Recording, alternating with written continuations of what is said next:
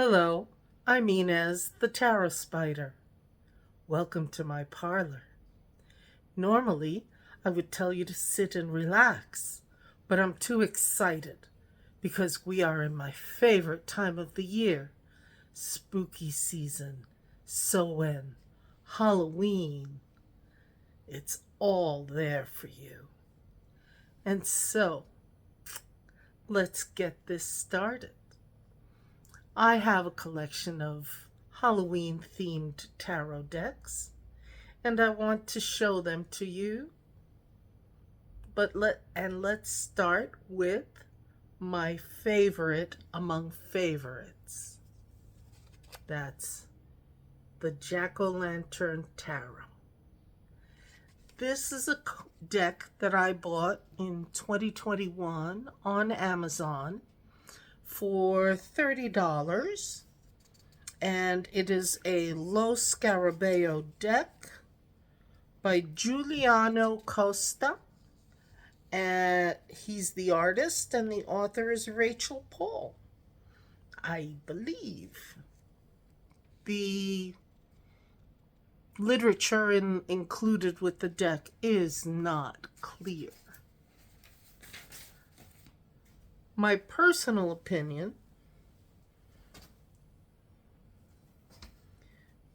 the little white book that's included with this deck is your normal multi-language Lo Scarabeo booklet.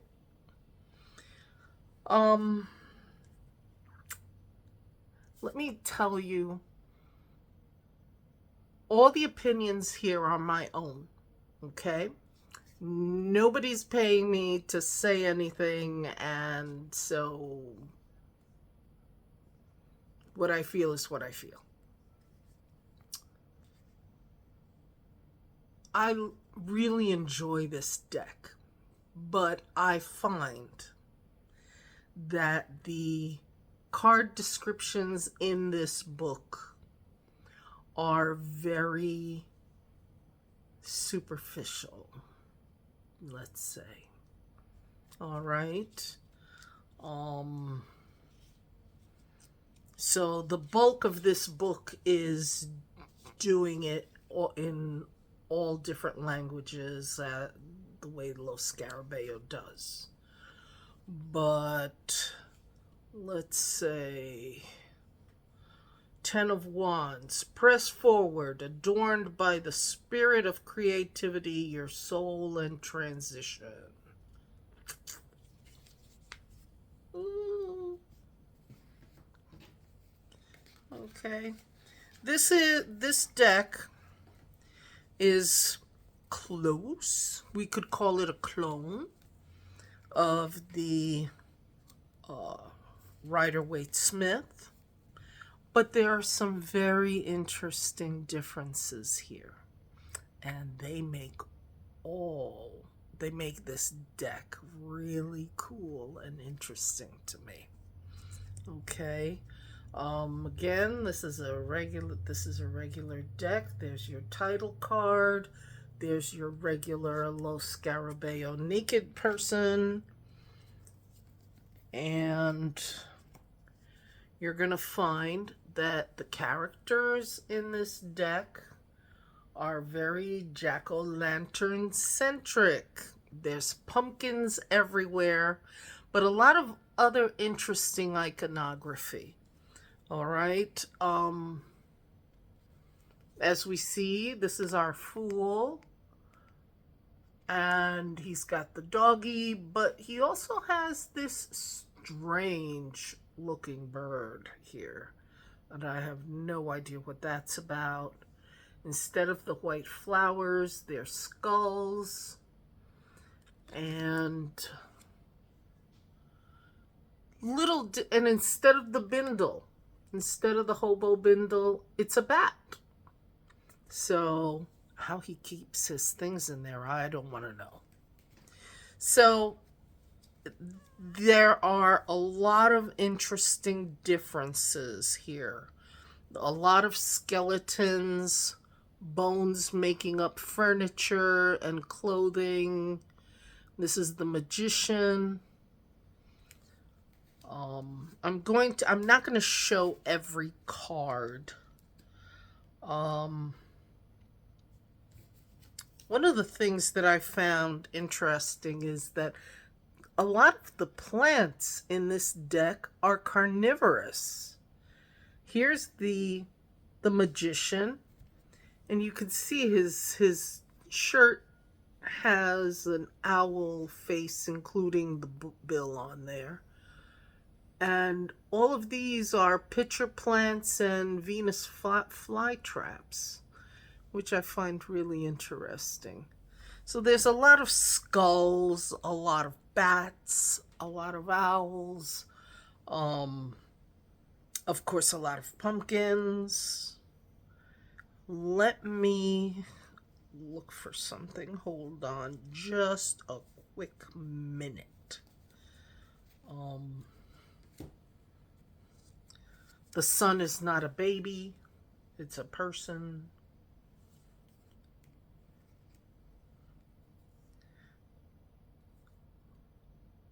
The Judgment is really interesting. Pointing the way up to heaven, everyone coming out, whether they're a skeleton or freshly dead.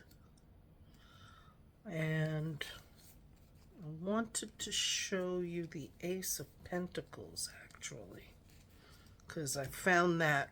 And I've had this deck, again, since 2021. And this is why I like to reacquaint myself with decks from time to time. When you have a lot of decks, you don't always work with the same ones all the time. And when you come back to a deck, you can rediscover the deck. You can find new things in the deck. As I said, I've had this deck since 2021. And this was the first time I noticed something about the Ace of Pentacles. You see it? It's a hangman's noose. Statement about money, isn't it? Very interesting. It would be interesting to see what comes up with it in a reading. What cards are around it and how to interpret that noose. That's very cool. I love this one too. The Two of Pentacles. Look at the balancing act that's going on here. While it does remind you of the Two of Pentacles in the Rider-Waite-Smith deck, this is more intricate, more extreme situation. He's balancing one on his foot. He's tippy-toe on this one. He's got the plates in the air. And if you look in the background, one ship is fine, one ship is sinking. And even more than that, I found it really interesting. Look at over here. Doesn't that look, it's drawn to be a pier. You can take a long walk off of that short pier. But it looks, with this here, this stela, that doesn't have any logical reason for being there, it looks like a grave. And that's a carrion bird on top of it, a crow or a raven. And these are birds that eat carrion. So it's a really interesting card to me. And I really enjoy it. Let's see. And I'm going to show you guys a card that is... Where is it? Everyone, sometimes I can measure my feelings about a deck with how the Three of Swords is portrayed. Look at this. Is that crazy? The swords, they're not going through a heart. They're going through a head. And look at all the roots coiling out of it. They could be snakes. They end in the clouds. It's just crazy. It's absolutely crazy. And I just can't get enough of this card. Absolutely can't get enough. So, and you've got you've got owls flying around. You know, you can tie that in if the reading calls for it. Your intuition could tie that into the wisdom. Is there wisdom missing from this head? Because what you see are these things coiling around. It's yeah, it's an awesome card. So while this deck borrows a lot from Rider-Waite-Smith imagery, because Rider-Waite-Smith is so iconic, and it's kind of the Rosetta Stone in for tarot language.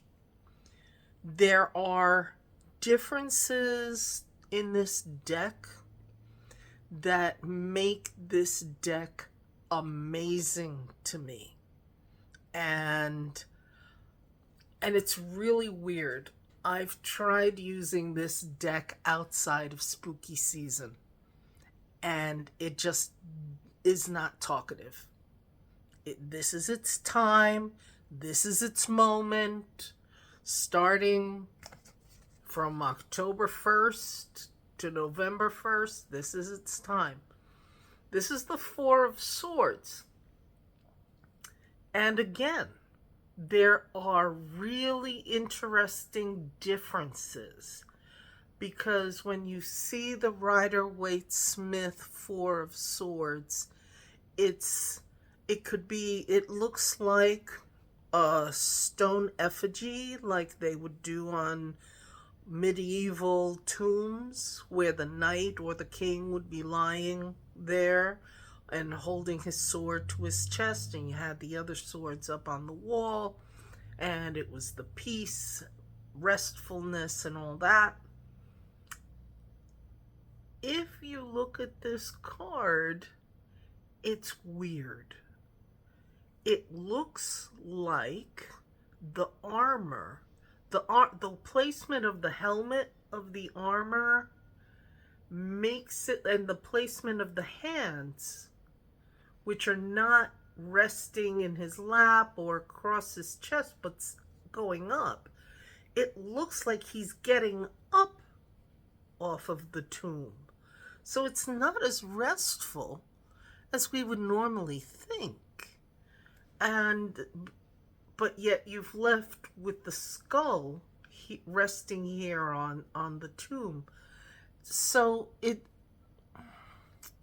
to me, it kind of speaks to the fact that at this time of the year, the veil is so thin that the dead don't necessarily rest. And so I think this card is just another example of how magnificent this deck is. And it's a little bit of a cheapie. At $30, not really what I consider cheap. What I mean by that is it's a regular cheapie tuck box. Not an impressive booklet. And we're all card snobs now, let's admit it, right? With GSM, black core, green core, my mama's core. All right, so it's not in that league, but but it is, for lack of a better way of saying it, cheaply produced. Um, but it's absolutely beautiful. Um, like I said, this time of year, it's really talkative. It's really beautiful. I think the colors are absolutely beautiful. I love all the jack-o'-lanterns. Um, Give me a minute to find something.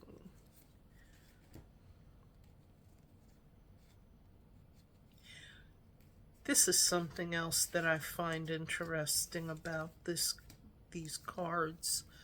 The When you look at the landscapes, this is strength, and look at the tree. Again, we've got carnivorous plants over here, but look at the clouds, look at the trees. All the trees seem to be human like, um, female, really. Um,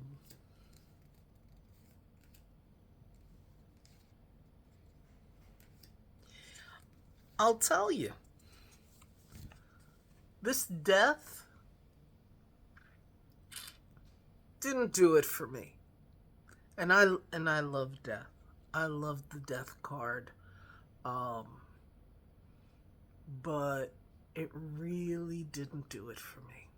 Sorry. Even though I think it's cute that there's a bat hanging off the side. Um,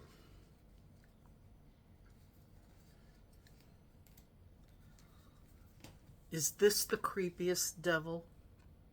This is.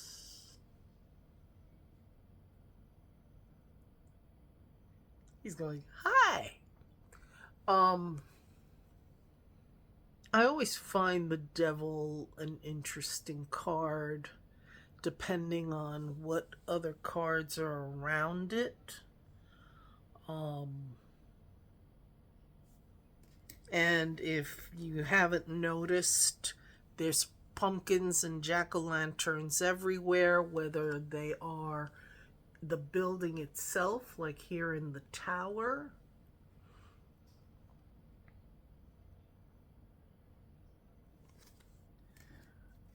or oh,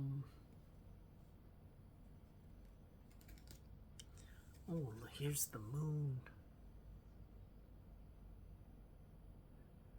The dogs are skeletons, and my crayfish is alive. And it's very interesting imagery. Very interesting. I like the moon itself. It's to me it looks to me it looks like two skulls kissing. This is what it looks like when skulls kiss. We all know the song you're hearing. Um, so some of the iconography that's used, you've got the dove as the Holy Spirit, and that could be the Eucharist. This could be the cup, and it's just really provocative in some ways. So very interesting to me in other ways. Um,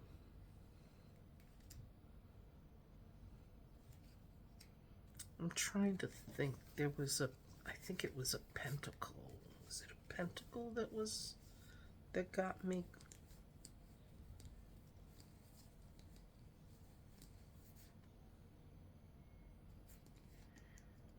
Yeah.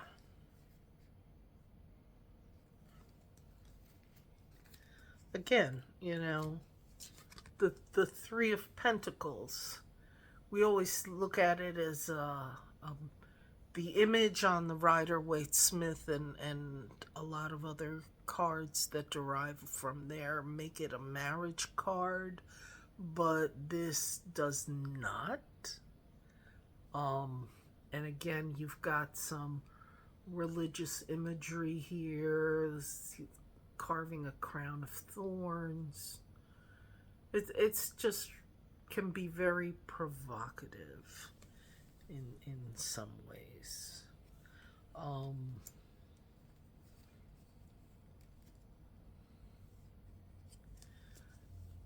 The Five of Pentacles. This Five of Pentacles chills me. It absolutely chills me because you don't have that window with the warmth that they're not getting, that they're excluded from, but you've got death embracing them. That gets me. That gets me.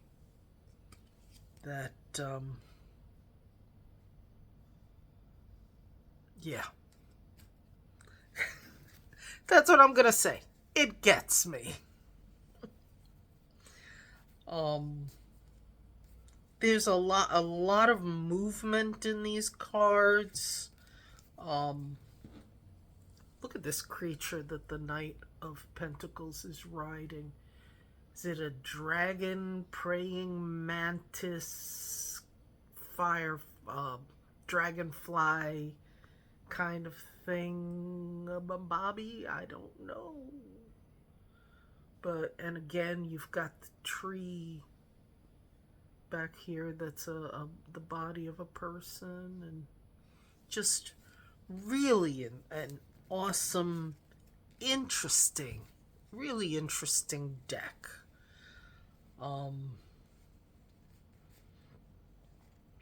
So give it a look.